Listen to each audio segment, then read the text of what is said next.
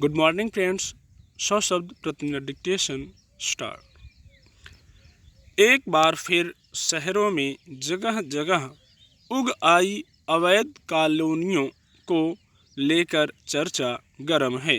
दिल्ली में कुछ अवैध निर्माण पिछले दिनों ढहाए गए, कुछ और जगहों पर गिराए जाने हैं।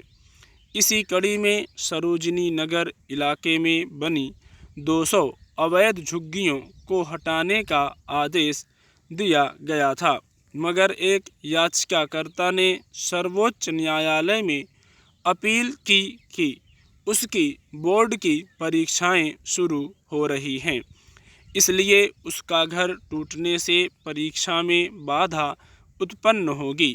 सर्वोच्च न्यायालय ने वहां अवैध निर्माण हटाने पर रोक लगाते हुए कहा कि अवैध कॉलोनियां शहरी विकास में बड़ी बाधा हैं, मगर लोगों को एकदम से उनकी रिहाइशों से बेदखल नहीं किया जा सकता।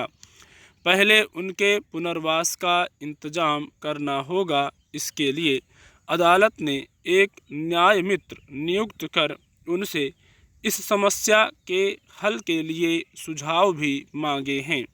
राज्य सरकारों को आदेश दिए गए हैं कि वे न्याय मित्र को सारे रिकॉर्ड उपलब्ध कराएं।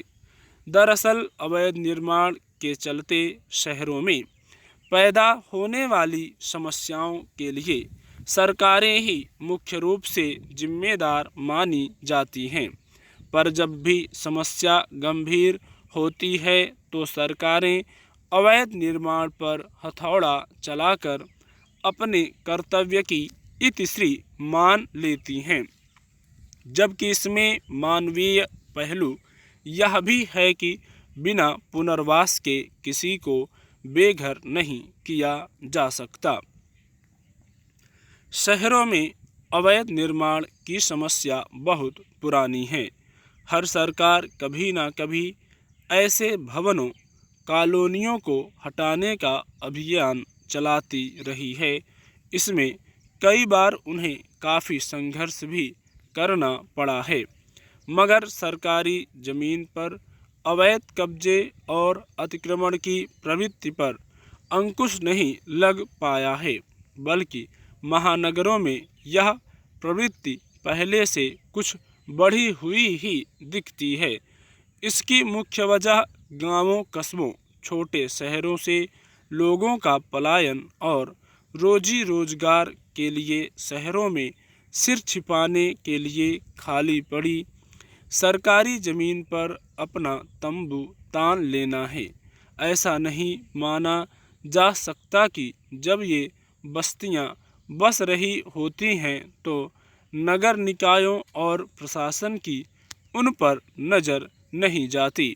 सैकड़ों हजारों की संख्या में किसी जगह घर या झुग्गियां रातों रात नहीं खड़ी हो जाती। कई साल लगते हैं उन्हें बसने में। पहले वे कच्ची होती हैं, फिर धीरे धीरे पक्की हो जाती हैं।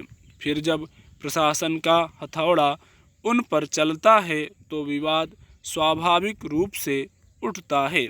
मामला अदालत में भी पहुंचता है।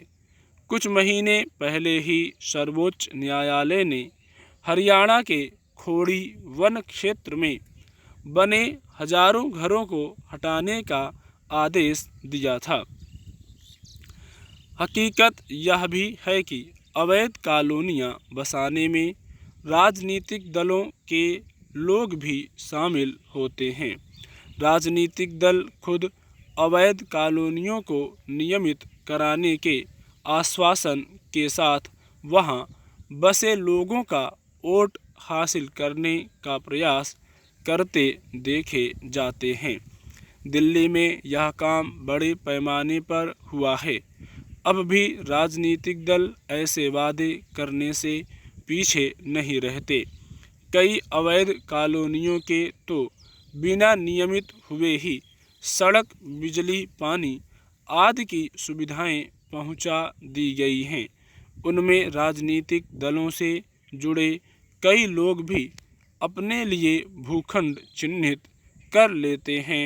स्टॉप।